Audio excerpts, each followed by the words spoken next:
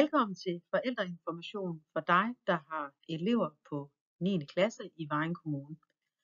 Denne forældreinformation vil primært dreje sig omkring de slides, som vi vil vise dig på de næste sider, og gøre dig lidt mere klædt på til de ting, der skal ske i forhold til vejledningen det næste skoleår.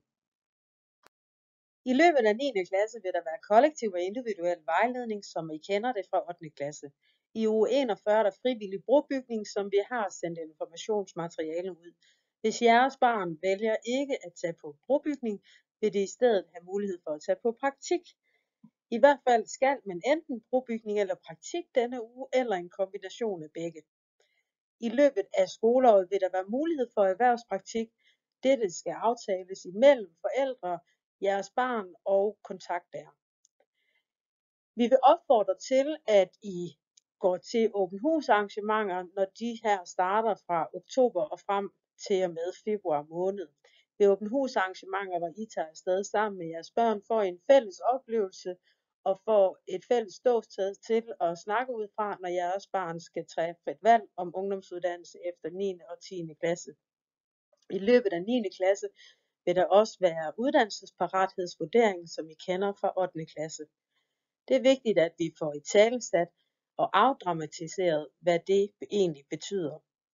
I er altid velkommen til at tage fat i kontaktlærer og mig, hvis vi gerne skal have uddybet, hvad det indebærer og hvilke konsekvenser der kan være.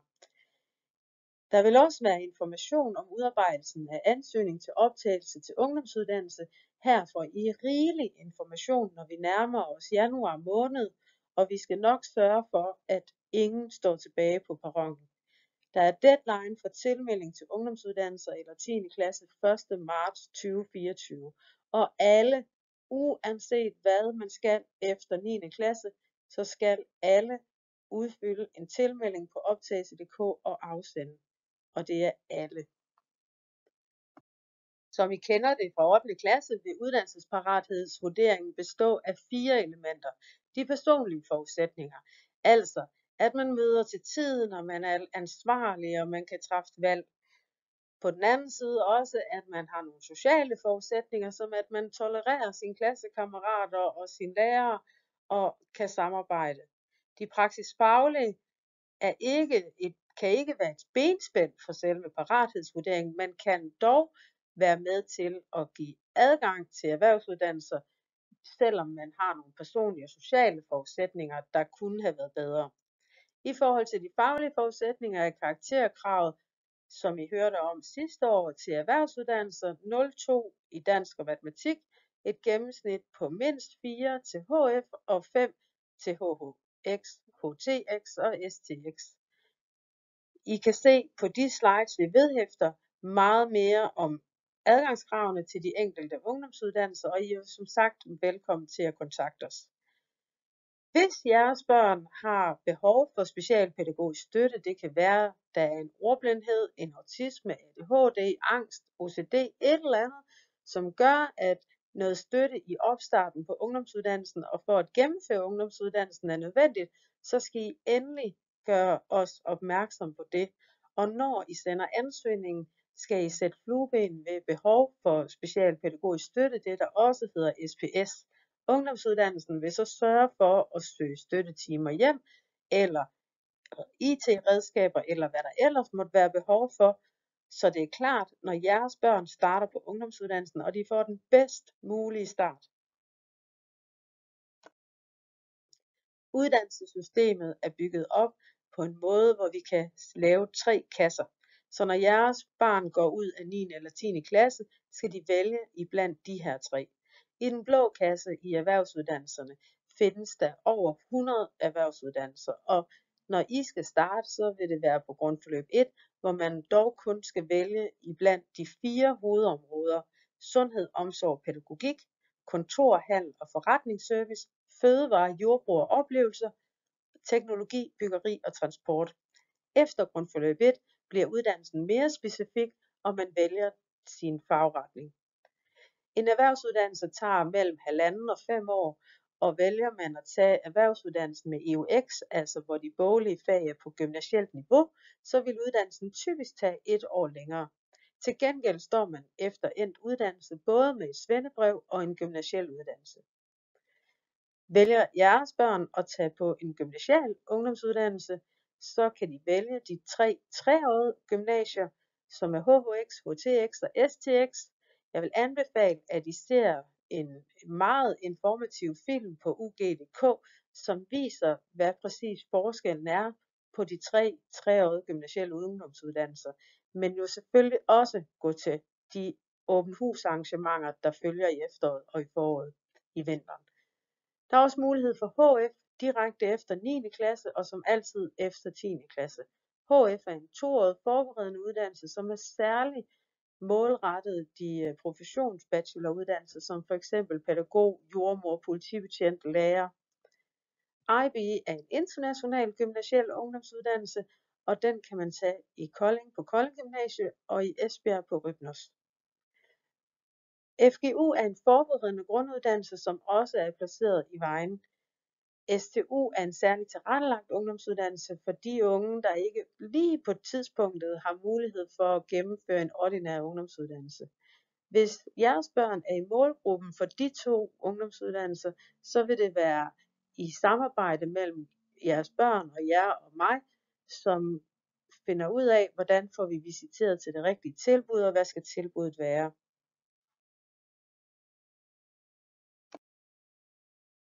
De faglige niveauer i uddannelsessystemet har vi taget med her, fordi de giver et billede af, hvor vi ligger. G er folkeskolens afgangsprøve i 9. klasse. E er folkeskolens afgangsprøve i 10. klasse. De gymnasiale niveauer er A, B, C, og på erhvervsuddannelserne ligger det på C, D, E, F, fordi et hovedfokus jo her er på værkstedsfagene. Som jeg sagde tidligere, tager man en EUX, så tager man værkstedsfagene, men med gymnasielle fag.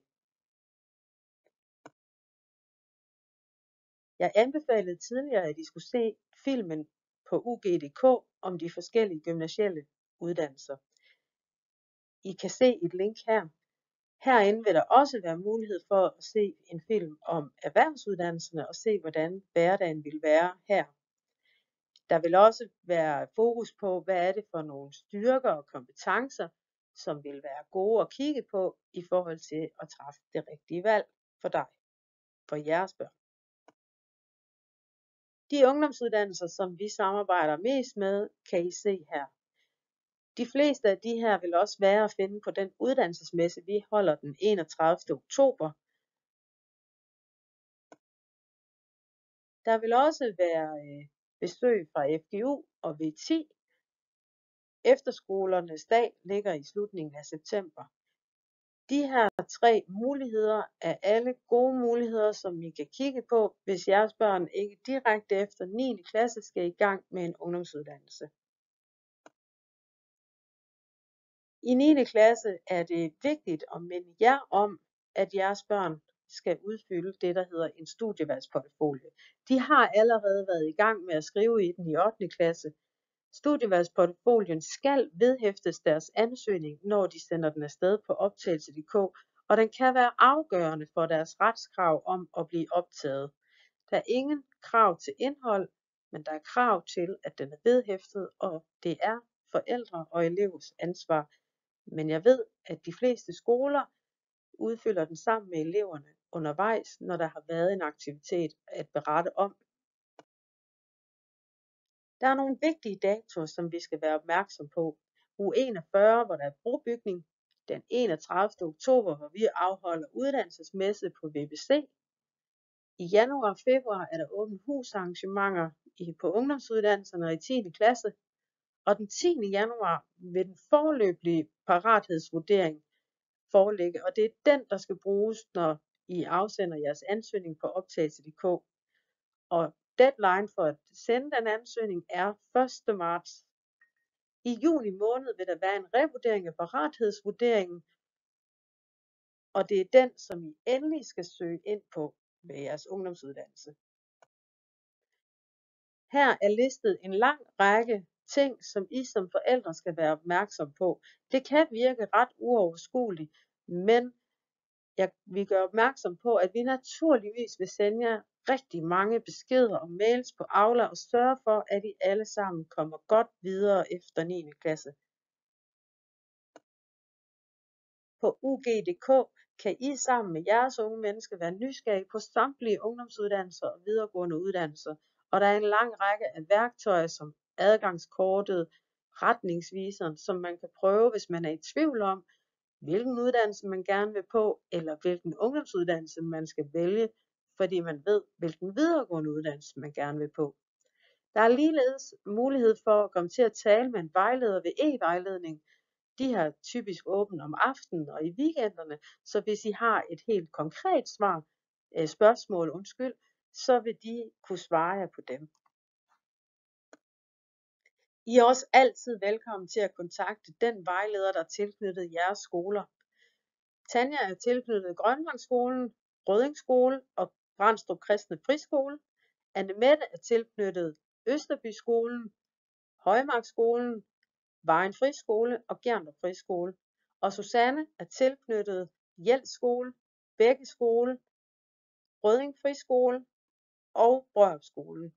Vi glæder os til at møde jeres børn gennem hele 9. klasse, og I er som sagt meget velkommen til at ringe eller skrive til os, hvis I har det mindste spørgsmål. Rigtig god fornøjelse med jeres børns uddannelsesvalg.